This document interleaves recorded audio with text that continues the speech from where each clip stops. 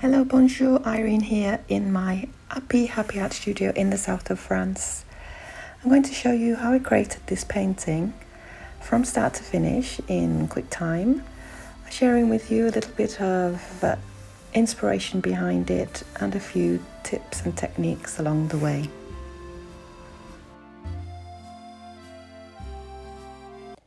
So here I am starting on the floor with my 60 by 80 centimeter canvas. I'm starting with some warm colours using a roller. As you can see, I used a roller, the yellow, red and orange, and now moving on to some cooler colours, blues and the greens, using a few drippy techniques. And now I'm going back to my warm colour, a nice pink I did there. I'm getting some bolder marks with a darker blue. Just playing around here, just playing around, making marks, whatever I can grab hold of to make marks. I'm doing that, small paintbrushes, big paintbrushes. Here's a little close-up of what I've been doing. It's quite a quick video this, so just to give you a little bit of an insight of this process. Just in the play mode here. There I think I used a roller again. And just playing around really. Now I'm filling in a few areas, basically getting rid of all the white background, all the canvas, white blank colour, filling in, making marks, filling in again with this darker blue, pink. I tend to go from warm to cool, and here I've started introducing some black to just get some kind of linear marks into the painting. Still playing around. So if you're new to painting, to abstract painting in particular, then this is a great way to start.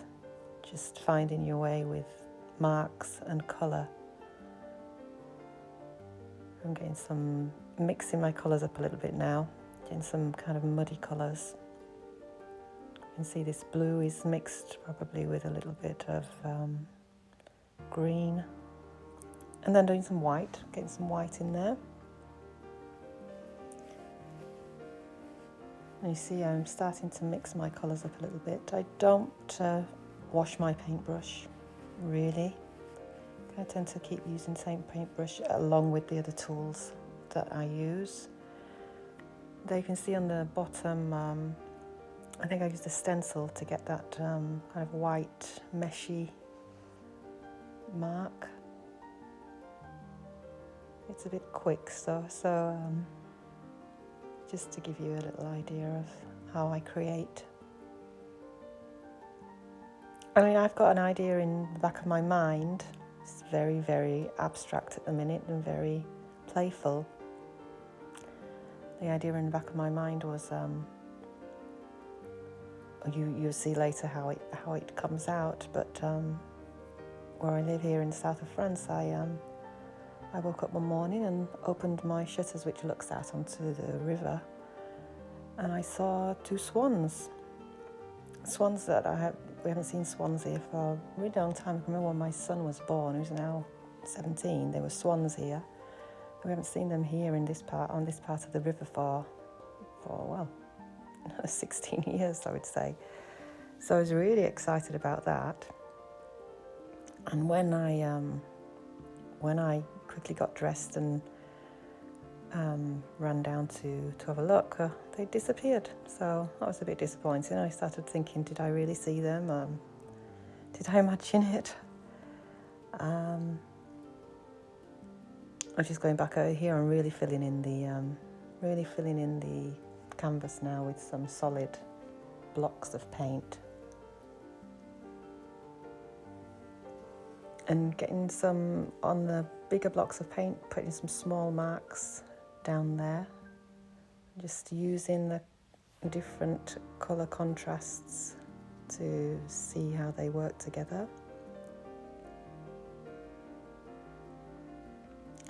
Now here I go again with some white paint, get some linear shapes in, kind of trying to find a way how I'm going to introduce these my imagery to the mess, basically.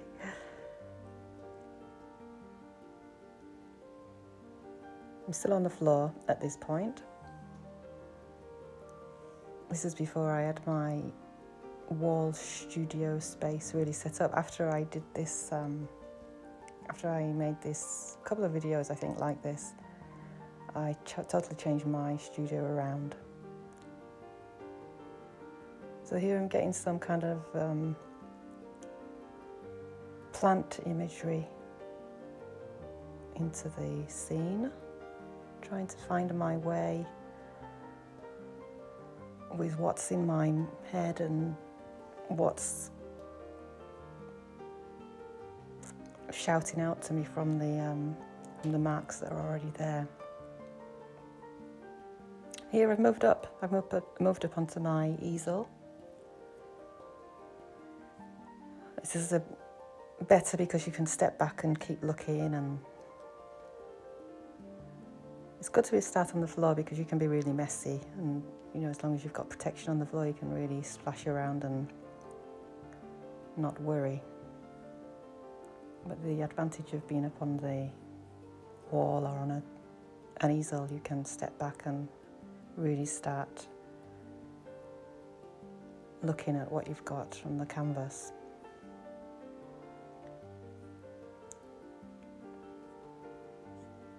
Which is probably what I'm doing now. And you can see I've got some kind of swan necks coming into the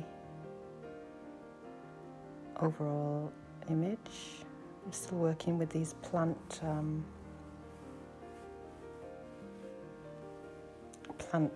I'm kind of the river, the water, trying to play around with that a little bit. More plants. I mean, this is, I couldn't say how long. This is obviously in many sessions of painting.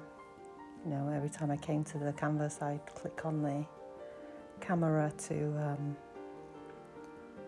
for me, originally, just for me to see the painting in progress. But then I decided to share with anybody who might be interested.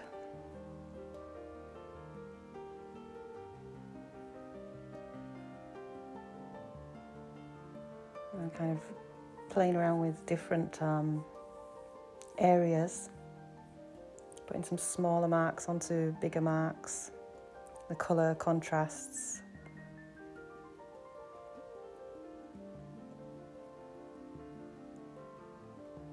One colour next to another, dark next to lights, warms next to colds, bringing in a bit more line. Basically, I work in from my intuition, working from, I mean, did have this, obviously had this idea in the back of my mind, but no idea how it was going to come out from the beginning. Just playing with this kind of conversation between the marks that I put down, the colours that I use, just by pure intuition, and then pulling out from that some type of imagery that is still very, I would say, still quite abstract. But then, you know, people might debate that, whether it's abstract or not. It's not totally abstract. I mean, you can see things. Maybe it's more obvious to me than others, but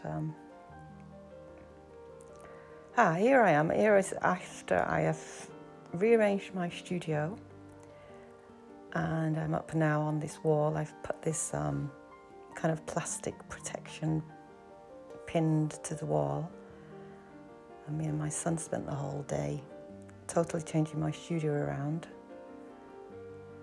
I kind of worked with feng shui ideas of where I was placing, because before I was placed with my back to the entrance, and I try to change my studio around so that I'm facing the entrance. You know, I don't know if anybody knows a little bit about Feng Shui. I don't know a lot, but I try to create my studio space with that in mind, introducing plants around me and different areas of the room.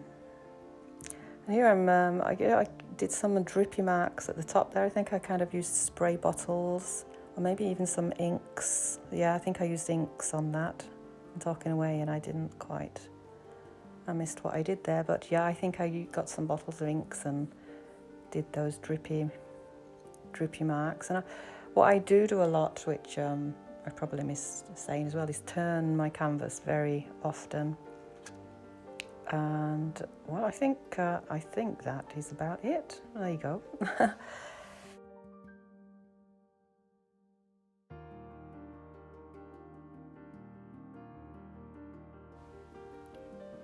Here's how it looks on the wall.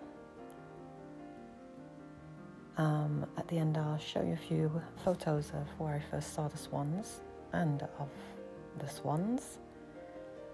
So keep watching for that.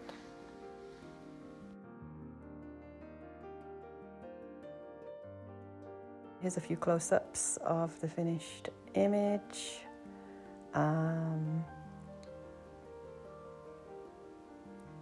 Yeah, so I'm really pleased with that. It's called, the painting is actually called The Visit, La Visite.